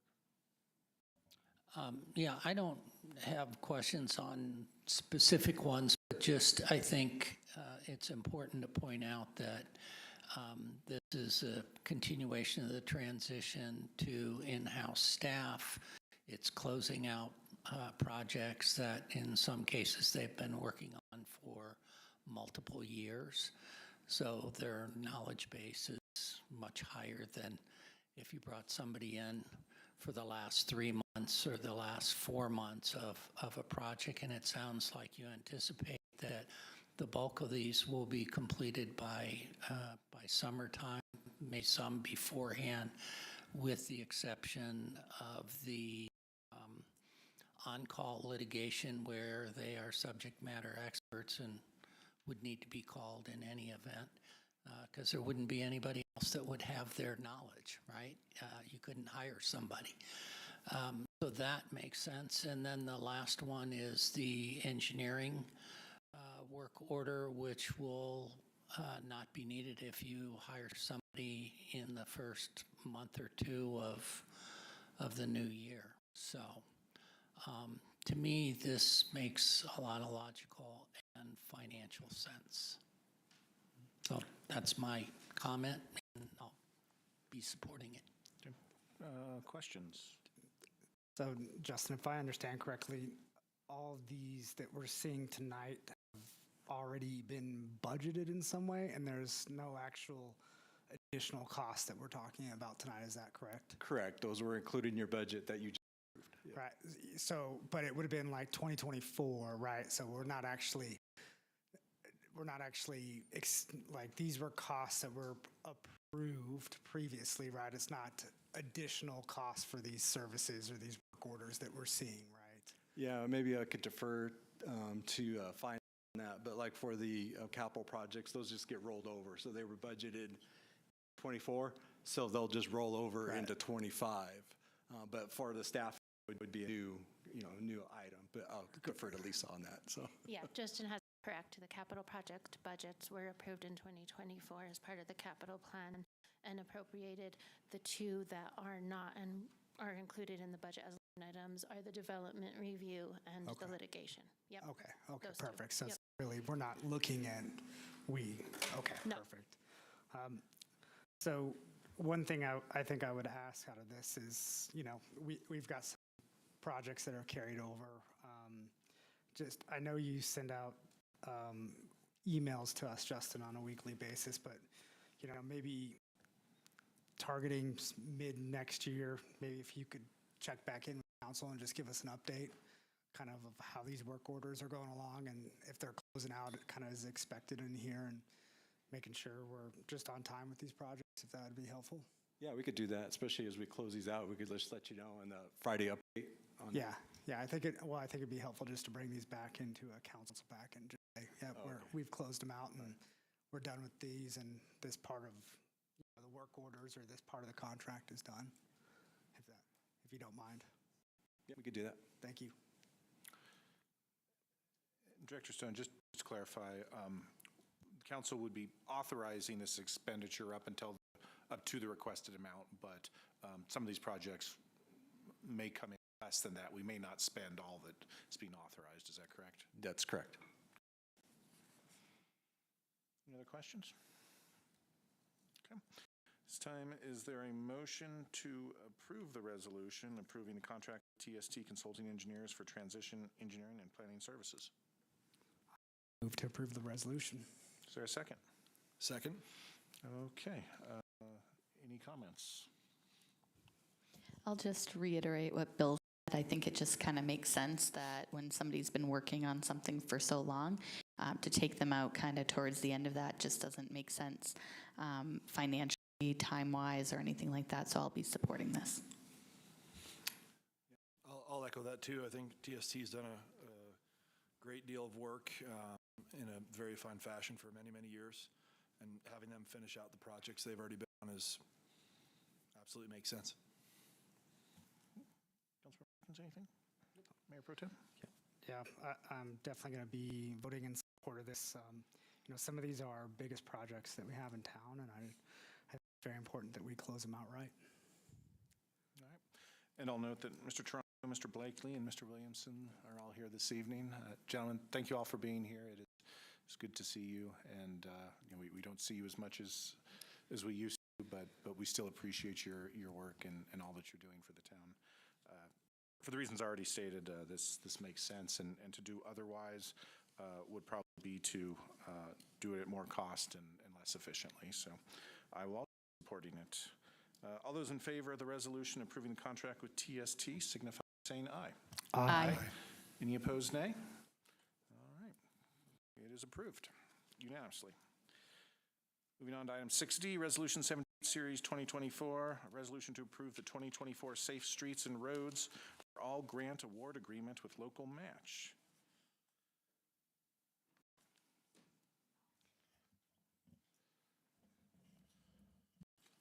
Thank you. Council members needed to switch seats for a second. First up, is Safe Streets and Roads for All. This project, we were awarded $275,000 from federal funds from USDOT, which is going to be going towards a safety action plan. Just for a little background, our community is growing quickly. So what we are looking to do is to use those funds to create a safety action plan. The Safety Action Plan is a federally recognized process. Communities around the area are doing it. Our friends in Windsor, Fort Collins, Loveland, everybody's getting on board with creating these to be able to identify what sort of safety transportation challenges our community faces, and then creating a prioritized list of projects, which could be anything from physical projects to education to policy updates that can guide our town as we continue to grow our transportation network. What we have on the PowerPoint, again, is just some of the components of those action plans. This is a very standardized process through that federal program. So there'll be leadership commitments, task force, extensive public engagement with stakeholders, regional stakeholders, and the public.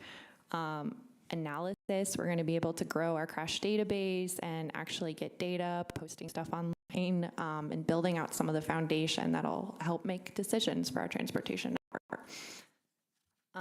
Following that, we'll also have project prioritizations and implementation plans.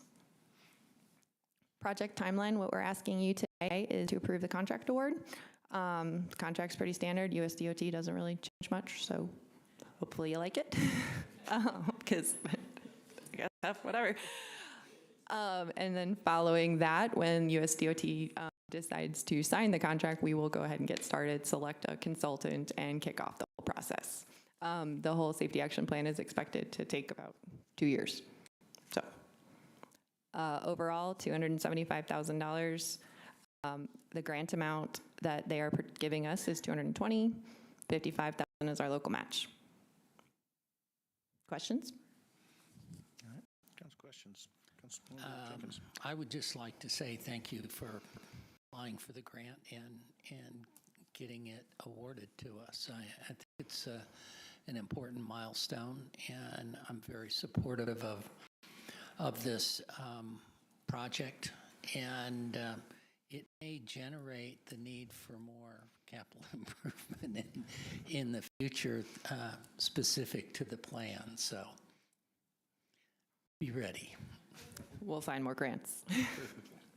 The questions, yes. Yeah, this is in addition to the study and the work session that we just recently had too?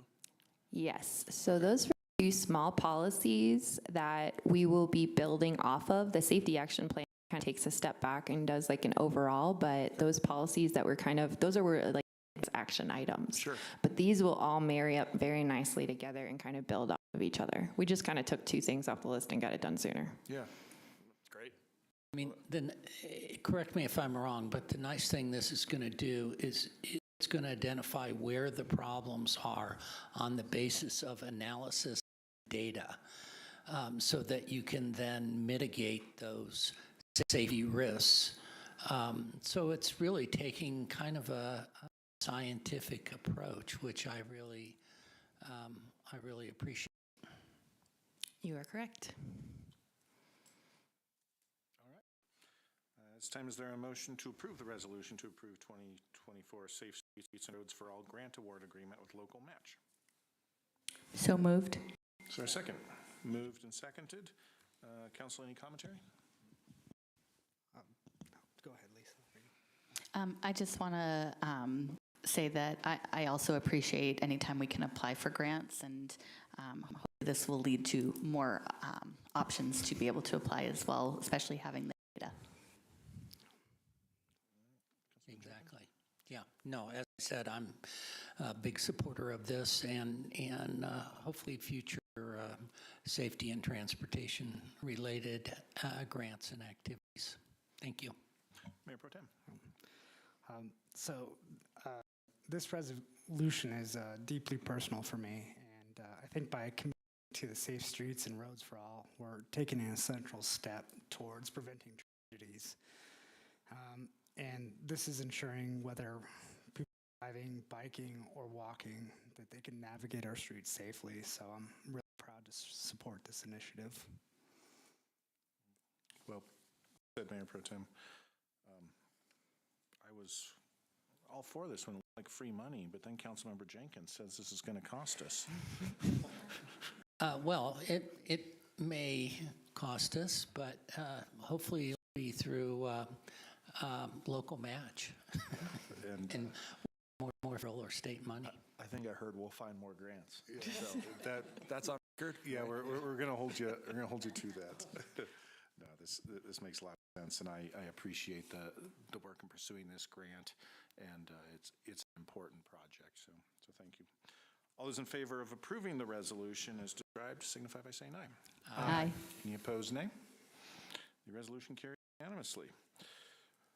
Item 6E, Resolution 79, Series 2024, a resolution approving the contract with the Great Western Railway of Colorado for the Main Street Railroad Crossing Project. All right, next up, we have another exciting contract.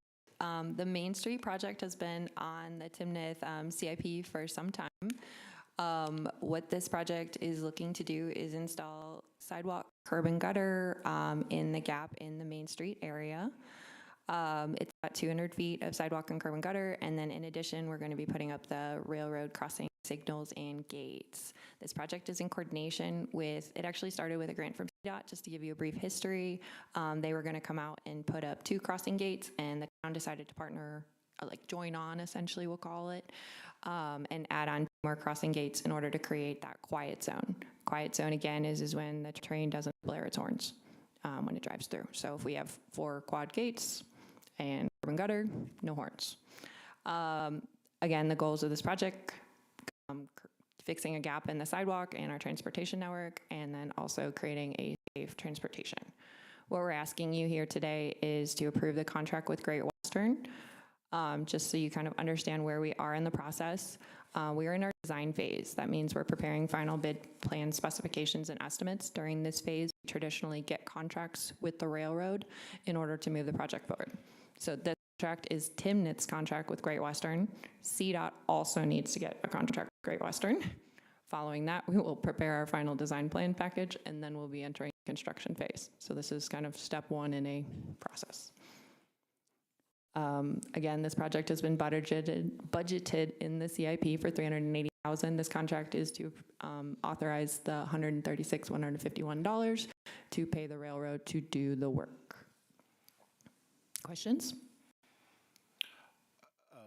Obviously, the quiet crossing would be fantastic. The crossing at the railroad and the parkway, is that also being engineered to the same? Yes.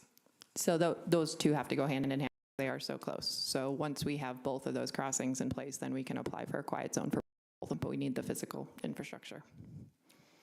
And then once that's done, let's see, Harmony is quiet. Harmony is quiet. Harmony's quiet, and then, so County Road 13, however, is Not still- quite. And not eligible. So that could be a future project, but that would be very many partners of Larimer County, Weld County, Windsor, and all friends, so. Council, other questions?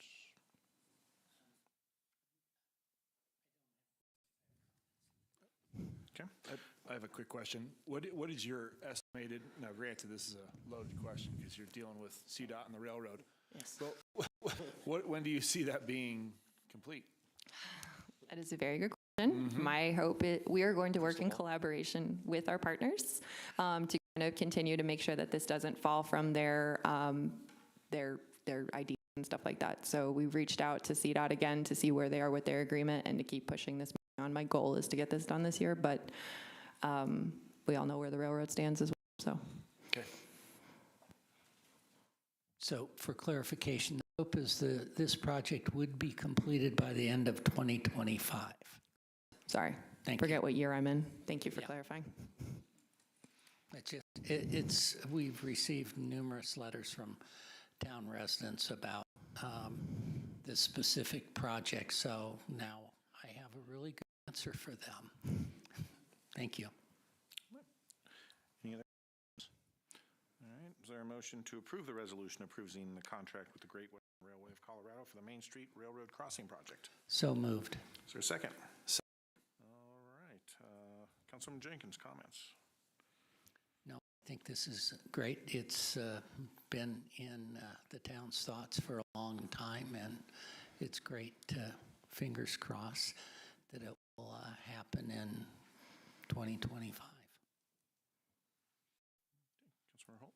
I just think it's a one more step in the right direction, even, piggybacking on the safety aspect of it, the sidewalks, cleaning that up down there, quieting it down will help attract businesses too. I think it's a win all around. I will also support it. All those in favor of approving the resolution, approving the contract with the Great Western Railroad of Colorado for the Main Street Railroad Crossing Project, signify by saying aye. Aye. Any opposed, nay? It passes unanimously. Item 6F, Resolution Number 80, Series 2024, a resolution approving the work of the Wilson and Company Incorporated, engineers and architects for the Timnath Parkway, Bus Grove to Main Street Project Alternatives Analysis. All right, last one for me tonight.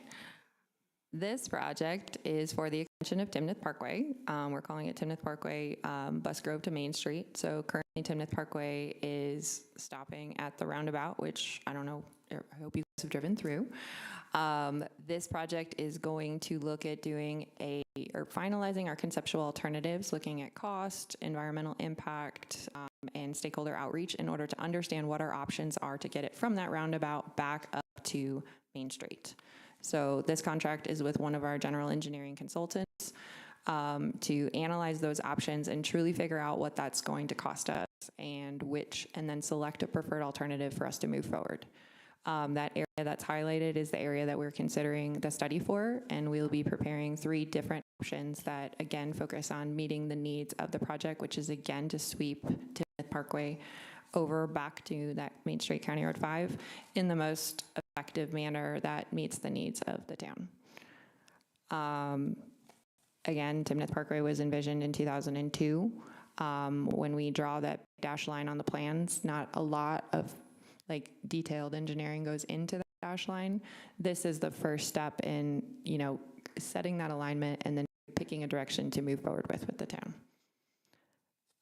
So as far as project timeline goes, what we're looking for, that first work order where we're at right now, we start that in December and have that complete in June 2025, coming back to council with some preferred recommended options. The stakeholders for the project are going to be critical partners for us. We got Poudre School District on the south and some private landowners on the north, again, working with them to understand what the best option is for us. That's both cost effective and feasible. Design phase, hoping, depending on which alternative selected, we were thinking for 2025 and then construction in 2026, which was, again, in that CIP budget. It depends on which alternative is selected. So just in general with the selection process, this was, the town currently has 3 on-call consultants, which you guys previously approved. We selected one of those firms to move forward with a project based on a mini RFP. Each of the firms submitted a brief, just narrative, giving project understanding and approach to the project, and we selected the best fit for us moving forward. Wilson and Company was the top ranked firm and is recommended for award. As far as the resolution summary, this project was identified in the 2025 budget, so we have funds allocated for this. Again, the project is a near-term priority in the transportation master plan. Finishing out Timnath Parkway is pretty critical for the town. And this gets us and reduces our risk profile as we enter into the design and construction phases. So spending some money to look at alternatives, work with stakeholders, minimize our risk profile is good use of that funding in our opinion. In general, Timnath Parkway can't be extended without looking at what we're going to do. We're not just going to go out there and put down asphalt and try. Questions? Yeah, so a total of $5.5 million is in the CIP budget for 2025. Most of that, based on your previous slide, will end up getting rolled over into 2026, assuming we have a preferred. Is that? I think it's actually spread out over a couple years, the 5.5 million. Okay. Lisa can verify that, but it is in the CIP, the 5-year CIP budget. So there's buckets. I believe $550,000 is identified in different years and stuff. So. Okay. Right. Thank you. Other questions?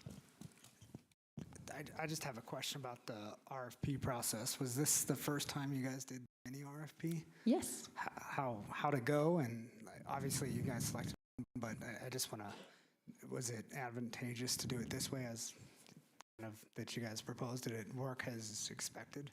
Yes, the process worked as expected. Again, our 3 firms that we selected are all very highly qualified. The mini RFP process kind of ended up being like a good, better, best. You know, when I mean, we had 24 firms submit on the general engineering on-call. We picked our top 3, so they all submitted very suitable applications.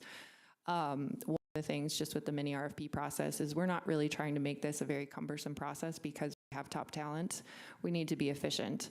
The more time that we spend in these mini RFP processes, we're spending time on the, our town staff's budget, and then as well as on which those costs do come back around again. So again, just trying to come up with an efficient process to ask the questions to figure out who's going to be the best fit for us. But any one of the 3 would have been a good fit. And did, when you got did you feel like sorry, let me organize my brain here. Was the finance department involved in the mini RFP as well? Was those in conjunction? Oh yes, Lauren and the finance team did a spectacular job of guiding the process. So setting the process and then following it. Couldn't have done any of this without her and them. Okay, awesome. And then the responses back, were they, to your point, were they fairly short? They weren't like a full RFP, they were just fairly short? The requirements that we set forth in the generals specified that we were going to keep the RFP responses to 3 pages or less intentionally. Again, just trying to really focus in, less floof, more to the point. Okay, awesome. Thank you. I appreciate that info. Other questions? Is there a motion to approve the resolution approving the work order with Wilson and Company Incorporated, engineers and architects for the Timnath Parkway Bus Grove to Main Street project alternatives analysis? So moved. For a second? Second. Discussion.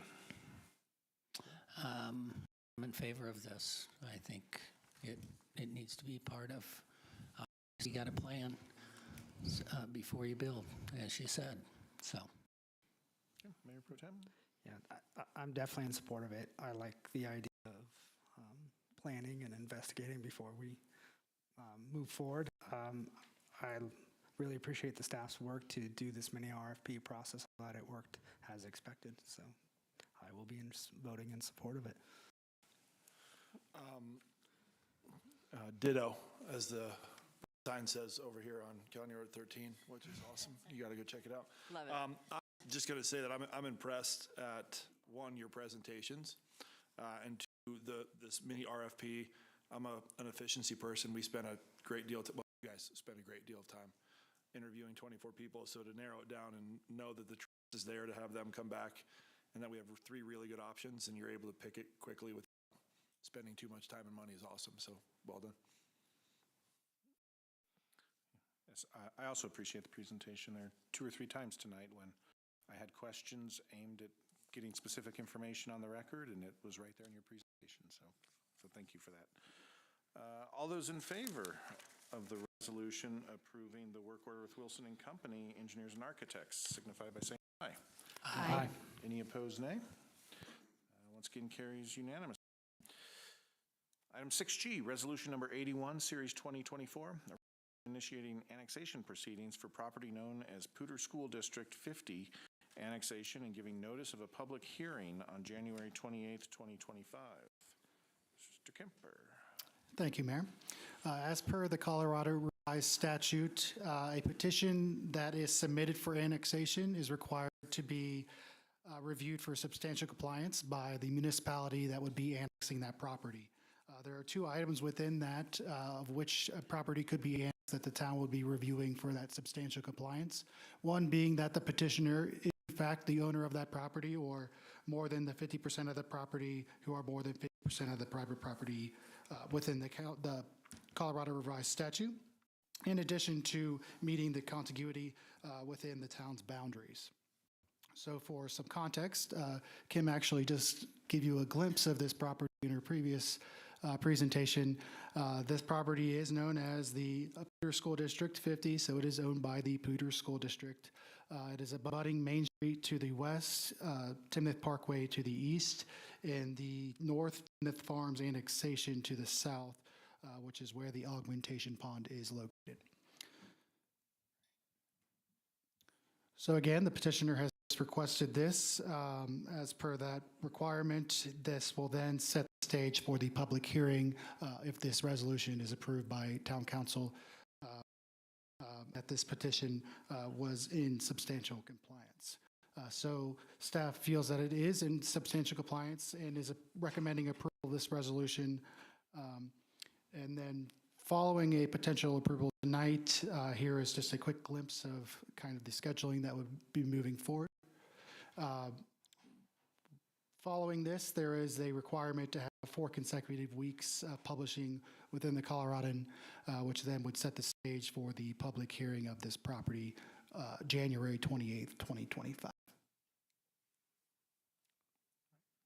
you. Ms. Steffel, did you have something to add there? Okay. Questions?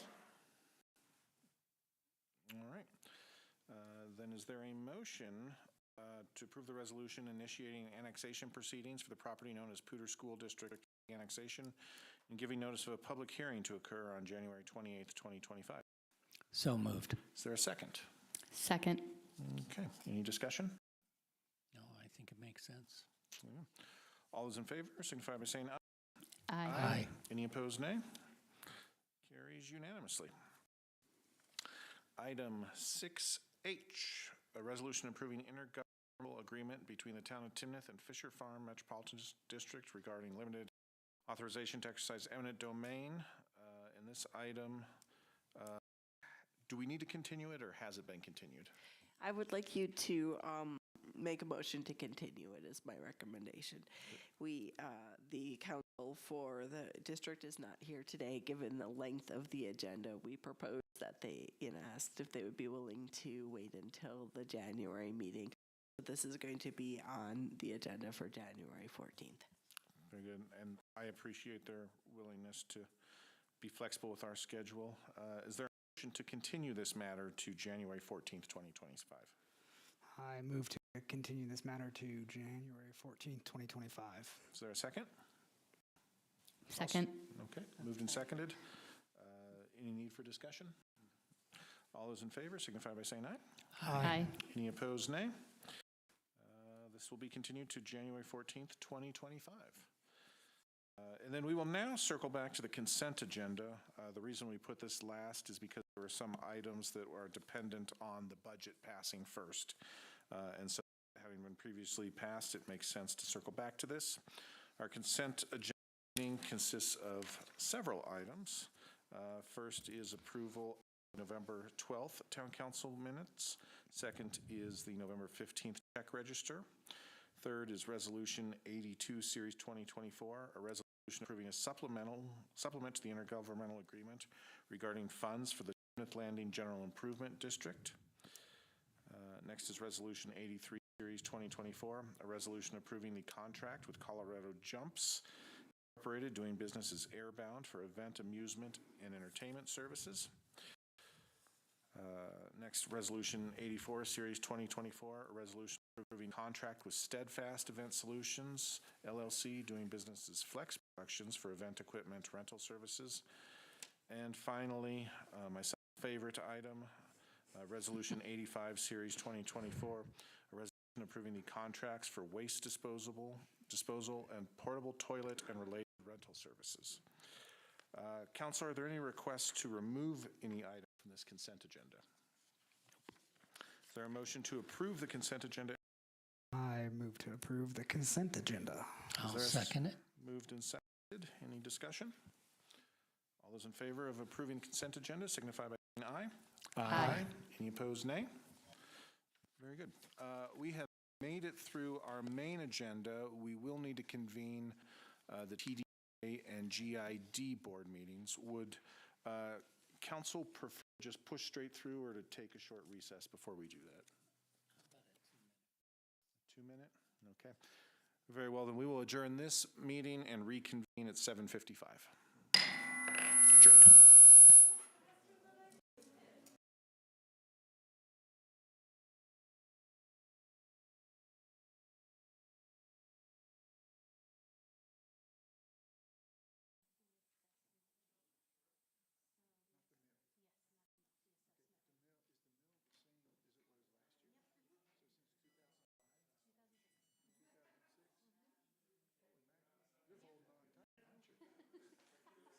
It's amazing.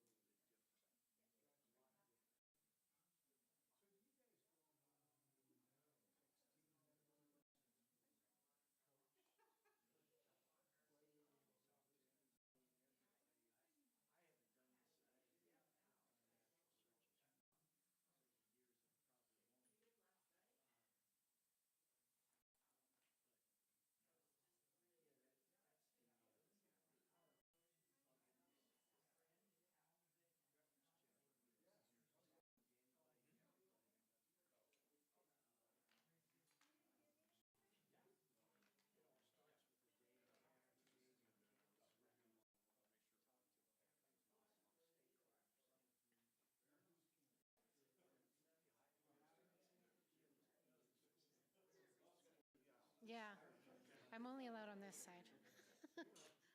I'm, I'm not trusted.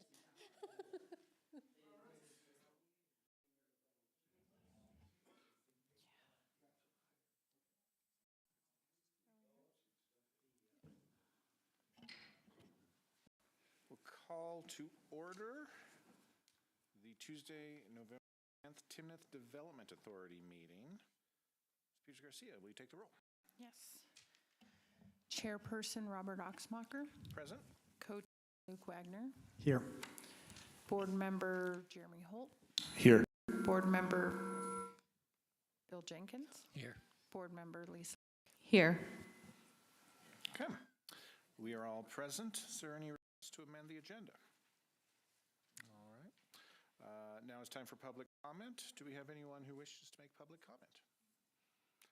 Seeing none? We will move on to the consent agenda, which consists of one item, approval of the December 12th, 2023 TDA meeting minutes. Is there a motion to approve the consent agenda? I move to approve the consent agenda. Is there a second? Second. All those in favor signify by saying aye. Aye. Any opposed? Consent agenda pass. We'll move on to reports. Commissioners, any reports? We'll move on to business item 6A, Resolution TDA 01, Series 2024, Resolution amending the budget for the Timnath Development Authority for the calendar year beginning on the first day of January 2024 and ending on the last day of December 2024. Ms. Gagliardi. Thank you. As presented in the 2025 budget projections, our year-to-date expenditures are going to exceed our appropriation by $150,000. And we anticipate exceeding our appropriation, we need a budget amendment. The primary reason for this increase is actually positive in that it's a sales tax that gets transferred back to the town, so it's an increase in transfers by approximately $150,000. And if there's any questions, I'd be happy to answer those. Very good. Any questions? Is there a motion to approve the resolution amending the budget for the Timnath Development Authority for 2024? So moved. Is there a second? Second. Request or any commentary?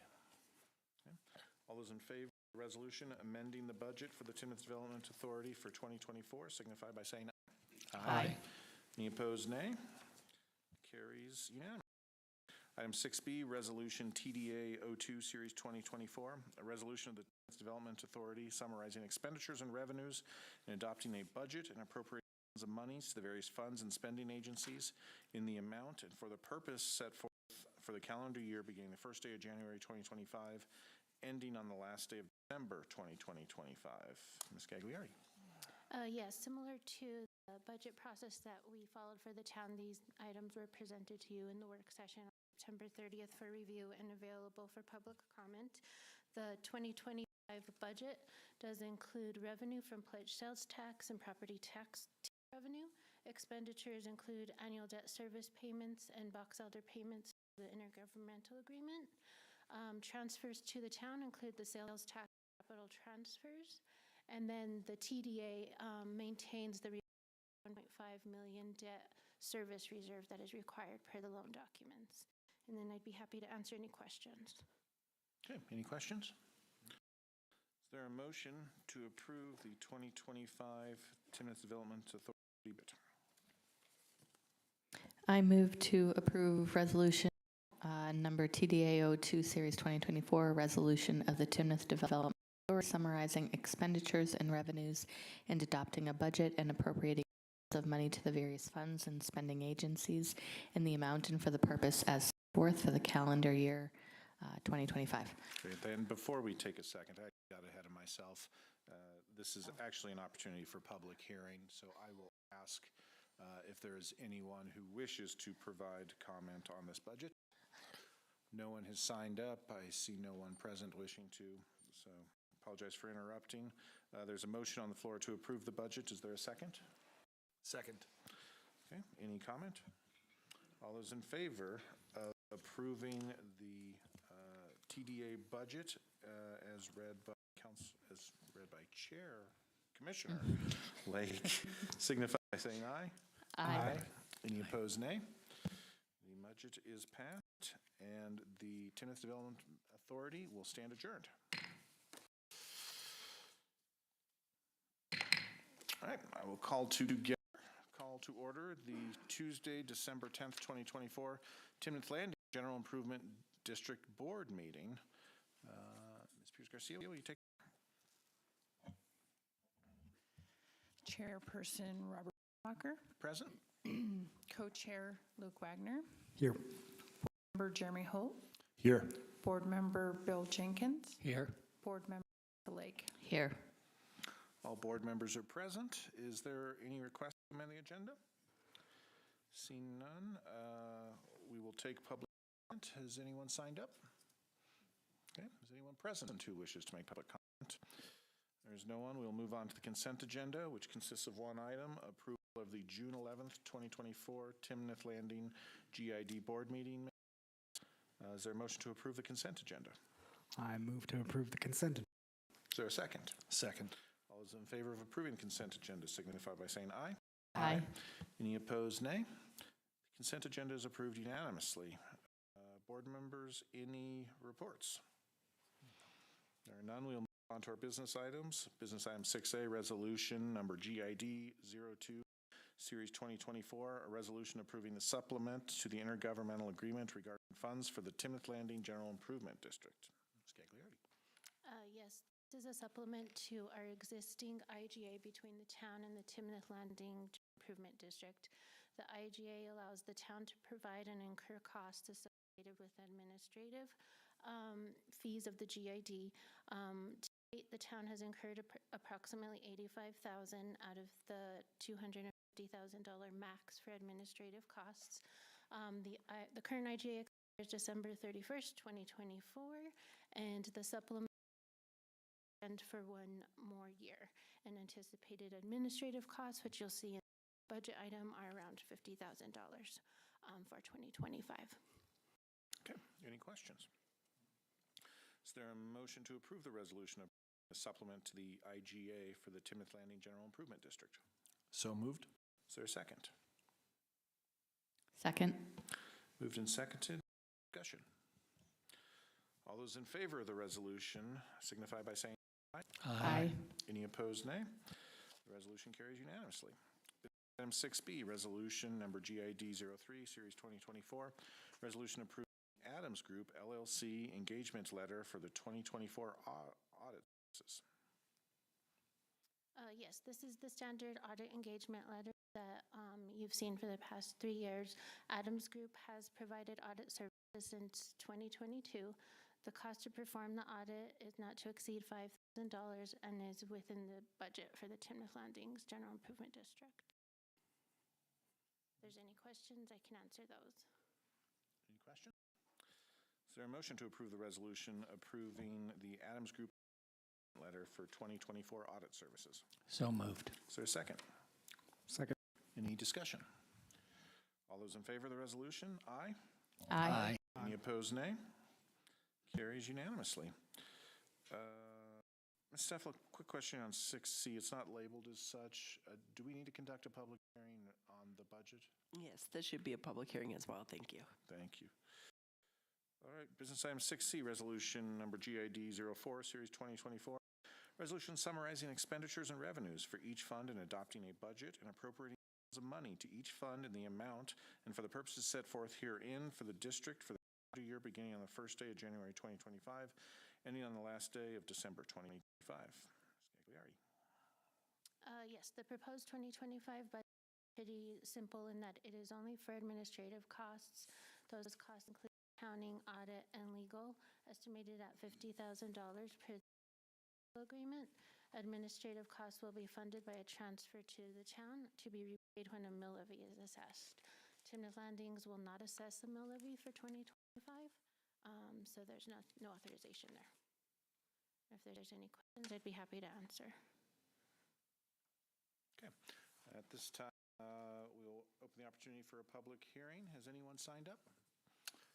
Is there anyone present who would wish to speak? I see none. Board, any questions? Very well. Is there a motion to approve the resolution approving the budget for the Timnath Landing General Improvement District for 2025? So moved. Is there a second? Second. Any discussion? All those in favor of approving the Timnath Landing General Improvement District 2025 budget signify by saying aye. Aye.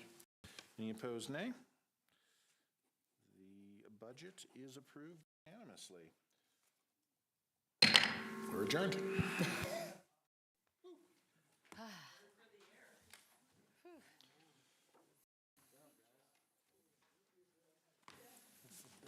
Where's the champagne? Right? I mean, so. Wow.